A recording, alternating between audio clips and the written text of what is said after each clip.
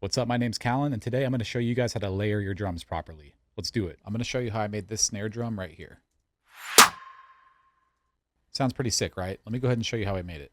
All right, guys, so the first layer I went ahead and put in here was a reverse glass sample that sounds like this. This is what it sounds like without the fade. A little bit too long and sharp. I didn't like that, so I went ahead and cut it in half. All right, so it adds a nice little sweep into the snare itself, which gives it a little bit more character in my opinion. The second layer is going to be our transient layer. It sounds just like this. Again, I just added an EQ to cut out some of the lows that I didn't like and tame a little bit of the highs.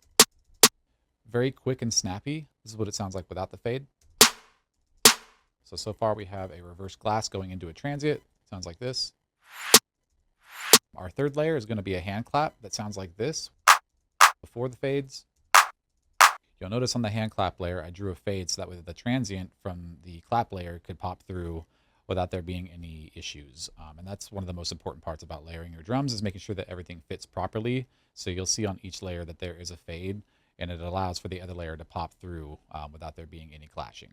Our next layer is going to be a noise layer that has a Haas effect on it to give it a little bit more width. And again, just some basic EQing. This is what it sounds like. Went ahead and turned it down 16 dB. So this layer is just more or less just adding depth. There's no real body to the sound. I cut out all the lows and kind of boosted the highs. So let's go ahead and play these layers together now. Slowly starting to come together. Next is our fifth layer. It's going to be our Foley, and it's a door lock sound that sounds like this. I like this sound a lot. It's very quick, very snappy. So with the fades on there, I decided to keep a little bit more of the body on this one just because it filled out some of the empty space. And again, just cut out some of the lows and notched a little nasty frequency that I didn't like. So all 5 layers playing together sounds like this. Last but not least, we have our reverb tail layer.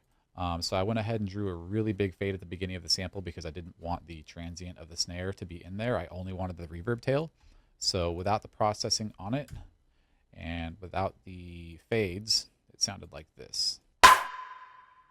With the fades and the processing on it, it sounds like this.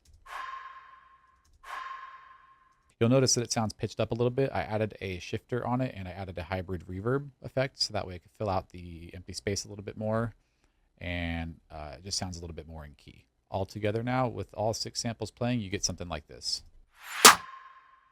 And just like that, you got your own unique sounding snare.